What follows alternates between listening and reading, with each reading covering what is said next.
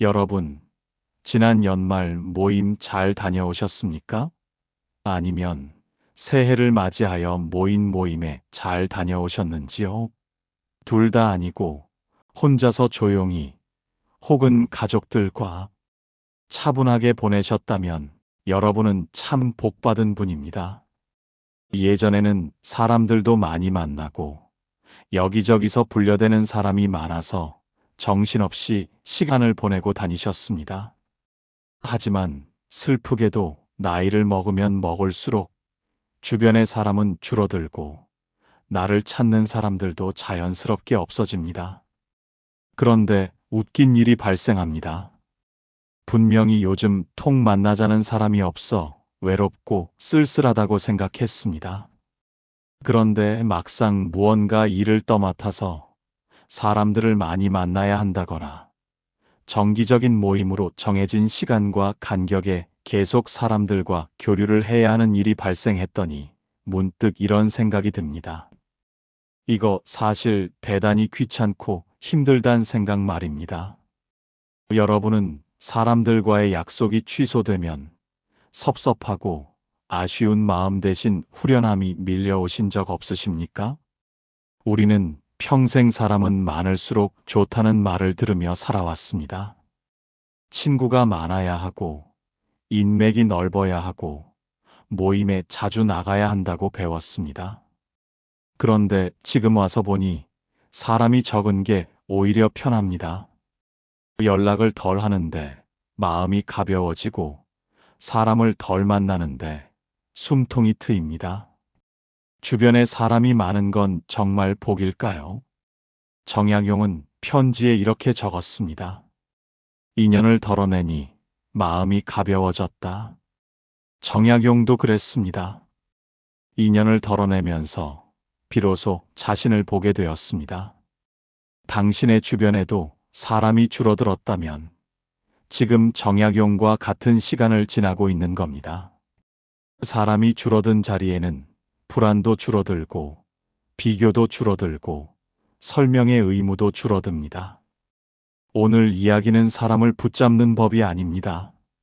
사람이 떠난 자리에 무엇이 남는지, 그 빈자리가 왜 당신을 편하게 만드는지 이야기해 보겠습니다. 이런 이야기가 필요하신 분들께 전해질 수 있도록 구독과 좋아요 부탁드립니다. 그럼 이야기 지금부터 시작합니다. 첫 번째, 사람이 줄어들면 왜 마음이 편해지는가? 박순자 씨는 토요일마다 동창회 모임에 나갔습니다.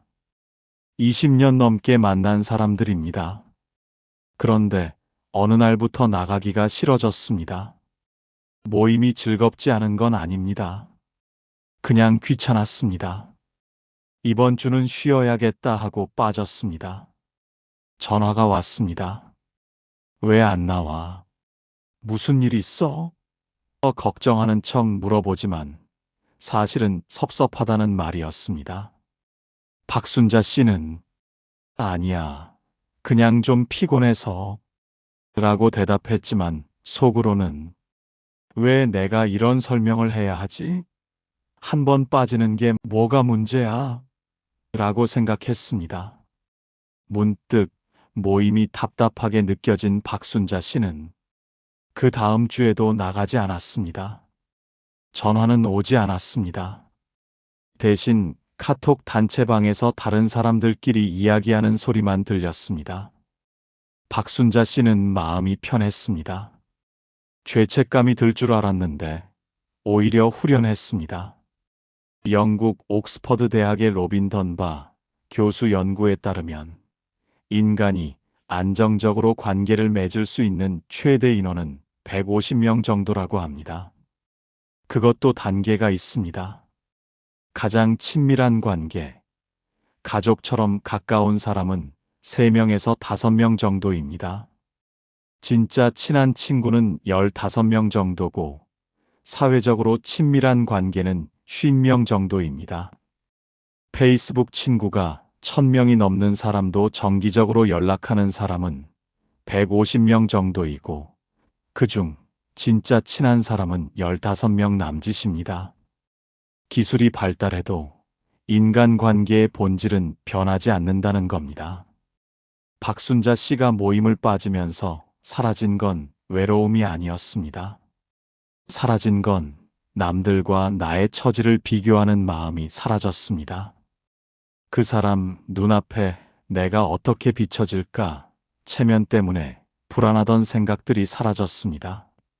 내가 안 나가면 뭐라고 할까? 나 없으면 내 이야기 하겠지?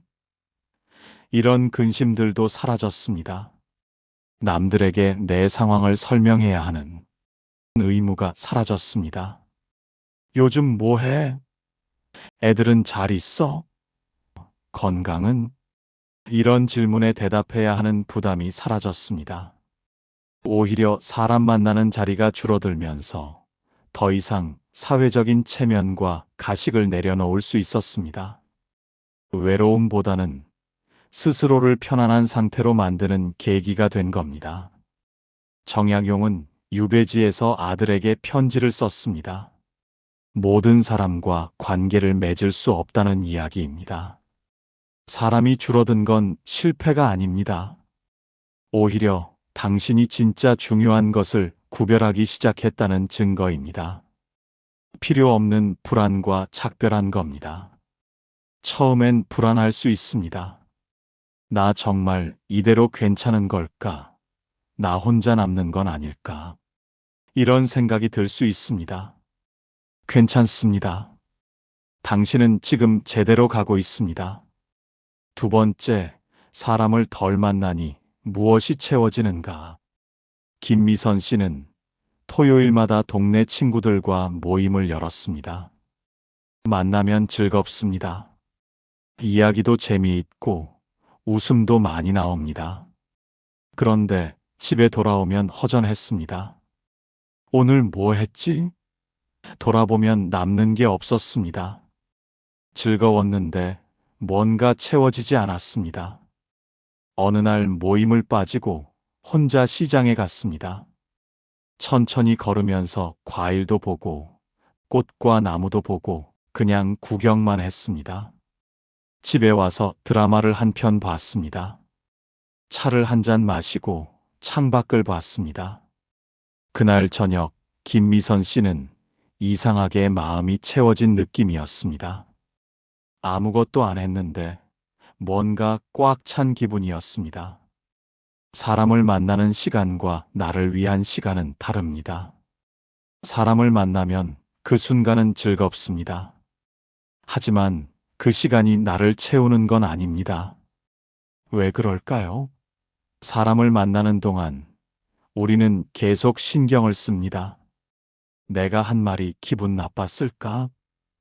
저 사람 표정이 왜 저래? 내가 뭐 잘못했나? 이런 생각들이 머릿속을 맴돕니다. 집에 와서도 마찬가지입니다. 아까 그 말 안 할 걸. 다음엔 뭐라고 해야 하지? 만남은 끝났는데 생각은 끝나지 않습니다. 과일을 생각해 보십시오. 과일은 속을 채우면서 익어갑니다. 겉만 화려하고 속이 빈 강정이 아니라 속이 꽉 찬 과일이 진짜 과일입니다. 사람도 마찬가지입니다. 겉으로 보이는 관계만 많으면 뭐합니까? 속이 비어 있으면 허전합니다. 나를 채우는 시간이 필요합니다. 김미선 씨가 시장을 걸을 때 그건 그냥 걷는 게 아니었습니다. 평생 미뤄뒀던 욕구를 하나씩 꺼내보는 시간이었습니다. 나는 뭐가 좋지? 나는 뭘 하고 싶지? 나는 어떤 사람이지? 드라마를 볼 때도 차를 마실 때도 그냥 시간을 보내는 게 아니었습니다. 나를 돌아보는 시간이었습니다.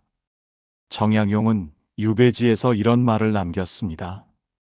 한 권을 다 읽었다 하더라도 그 뜻을 체득하지 못하였으면 또 다른 책을 읽지 말라.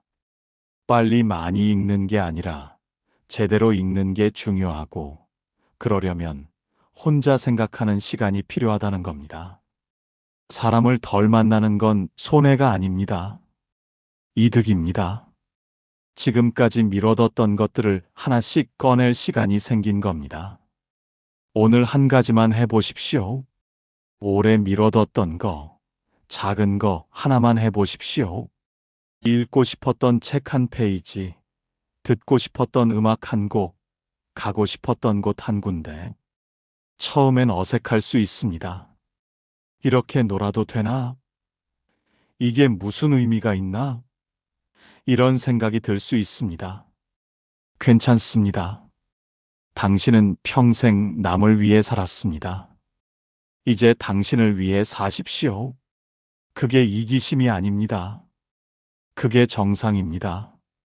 세 번째, 혼자 있음이 왜 필요한가? 공원 벤치에 70대 남자 어른이 앉아 있습니다. 지나가던 사람이 말할 겁니다. 어르신, 혼자 계세요? 외롭지 않으세요? 남자 어른이 대답합니다.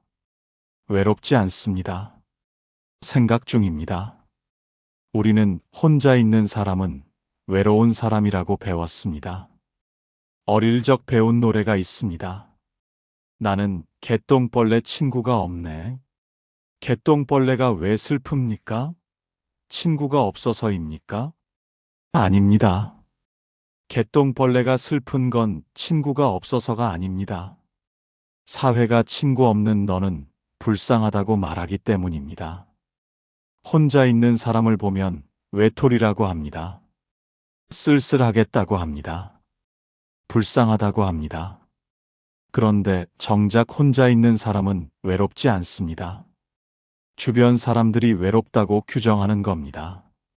1973년 미국 심리학자 로버트 웨이스는 외로움을 두 가지로 나눴습니다. 사회적 외로움과 감정적 외로움입니다. 사회적 외로움은 사람들과 떨어져 있을 때 느끼는 거고, 감정적 외로움은 친밀한 사람이 없을 때 느끼는 겁니다. 중요한 건 혼자 있다고 다 외로운 게 아니라는 겁니다. 혼자 있어도 외롭지 않은 사람이 있습니다. 사람이 많아도 외로운 사람이 있습니다. 신학자 폴 틸리히는 이렇게 말했습니다.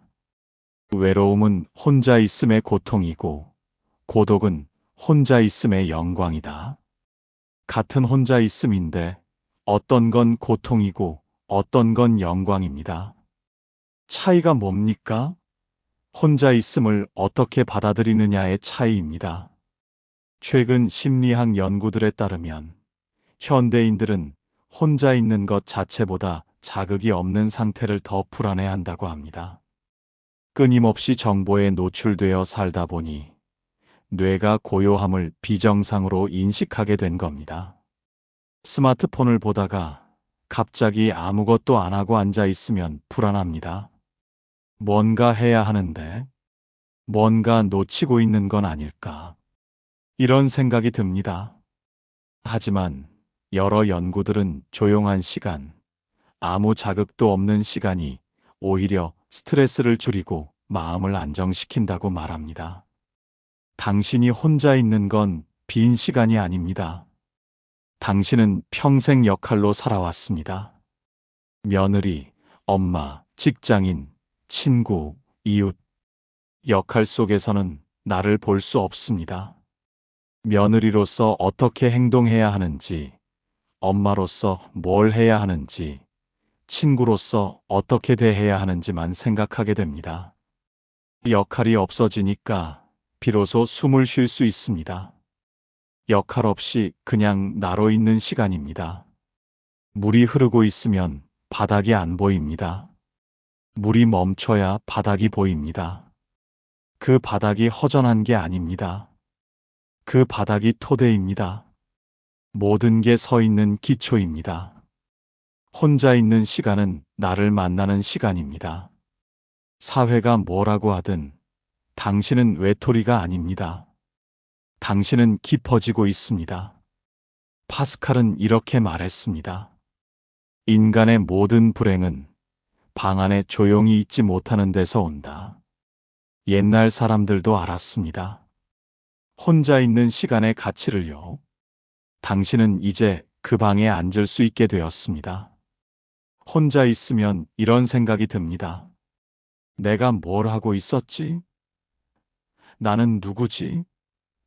이런 혼란스러운 생각들이 올라옵니다. 당연합니다. 평생 역할로만 살았으니까요. 역할이 없으니까 혼란스러운 겁니다. 그런데 그 혼란 속에서 진짜 나를 만나게 됩니다. 아침에 차 한 잔 마시면서 창밖을 10분만 보십시오. 아무 생각 안 해도 됩니다. 그냥 앉아 있으십시오. 그 10분이 쌓이면 당신은 당신을 알게 됩니다. 처음엔 불안할 겁니다. 외로울 겁니다. 안절부절 못하고 누군가 만나고 싶고 집에 와서 자기 비하하며 잠 못 이루는 밤을 보낼 수도 있습니다. 그게 뭐 어떤가요? 천천히 익숙해지면 됩니다. 당신은 지금도 충분히 잘하고 있습니다. 네 번째, 진짜 인연은 왜 몇 명이면 충분한가? 이명숙 씨에게는 30년 넘게 알고 지낸 친구가 있습니다. 자주 만나지는 않습니다. 1년에 한두 번, 어쩌면 2년에 한 번 만날 때도 있습니다. 전화도 자주 하지 않습니다. 생일에 문자 한 통 보내는 게 전부일 때도 있습니다. 그런데 이상하게도 그 친구와는 흔들리지 않습니다. 오래 못 만나도 섭섭하지 않고 연락 안 해도 서운하지 않습니다. 막상 만나면 어제 본 것처럼 편안합니다. 설명할 필요도 없고 변명할 필요도 없습니다. 그냥 앉아 있어도 좋습니다. 반면 매주 만나던 사람들 중에는 한 달만 안 만나도 어색해지는 사람이 있었습니다. 요즘 왜 안 나와? 이런 말을 들으면 미안해지고 다음번엔 억지로라도 나가야 할 것 같았습니다. 자주 만나는데도 관계는 깊어지지 않았습니다. 앞서 이야기했던 로빈 던바 교수 연구를 다시 보겠습니다. 던바 교수는 150명이라는 숫자를 더 세밀하게 나눴습니다. 가장 친밀한 관계, 가족처럼 가까운 사람은 3명에서 5명 정도입니다. 진짜 친한 친구는 15명 정도고 사회적으로 친밀한 관계는 50명 정도입니다. 흥미로운 건 요즘 같은 SNS 시대에도 이 숫자는 변하지 않는다는 겁니다. 페이스북 친구가 1000명이 넘는 사람도 정기적으로 연락하는 사람은 150명 정도이고 그중 진짜 친한 사람은 15명 남짓입니다. 기술이 발달해도 인간관계의 본질은 변하지 않는다는 겁니다. 길은 많아도 자주 걷는 길은 몇 개뿐입니다. 집 앞 슈퍼 가는 길, 공원 가는 길, 병원 가는 길, 그 몇 개면 충분합니다. 그 길만 알면 살아가는데 아무 문제가 없습니다. 사람도 마찬가지입니다. 전화번호는 수백 개 저장되어 있지만 실제로 연락하는 사람은 수십 명입니다. 그중 진짜 편한 사람은 몇 명 되지 않습니다. 그 몇 명이면 충분합니다. 남는 사람이 적다는 건 실패가 아닙니다. 오히려 관계의 깊이가 생겼다는 증거입니다. 자주 보지 않아도 흔들리지 않는 관계, 설명하지 않아도 되는 인연, 그게 진짜 인연입니다. 정약용은 유배지에서 이런 편지를 썼습니다. 마음속으로 남의 은혜를 받고자 하는 생각을 버린다면 저절로 마음이 편안하고 기분이 화평스러워져 하늘을 원망하거나 사람을 원망하는 그런 병통은 사라질 것이다. 남에게 기대하지 않으면 실망도 없다는 이야기입니다. 많은 사람에게 인정받으려 하지 않으면 마음이 편안하다는 겁니다. 몇 사람과 깊은 관계를 맺고 나머지는 담담하게 지내면 됩니다. 사람이 많이 남아있지 않아도 괜찮습니다. 자주 보지 않아도 괜찮습니다. 연락 자주 안 해도 괜찮습니다. 진짜 인연은 빈도가 아니라 깊이로 증명됩니다. 당신 곁에 남은 몇 사람, 그 사람들이 진짜입니다. 그 사람들만 있으면 충분합니다. 5번째, 정약용은 사람을 덜어내는 삶을 어떻게 보았는가? 정약용은 1801년 40살의 나이에 유배를 떠났습니다. 전라도 강진, 서울에서 멀리 떨어진 그곳에서 18년을 보냈습니다. 가족과 떨어지고 친구들과 헤어지고 세상과 단절된 시간이었습니다. 사람들과 떨어진 시간, 하지만 정약용은 그 시간에 그의 인생에서 가장 유명하고 길이 남을 책들을 저술하였습니다.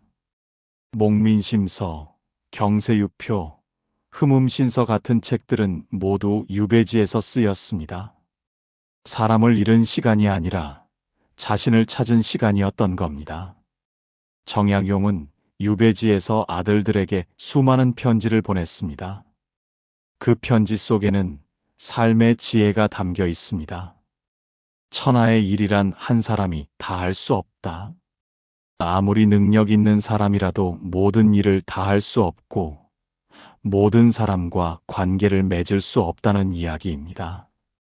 한 권을 다 읽었다 하더라도 그 뜻을 체득하지 못하였으면 또 다른 책을 읽지 말라.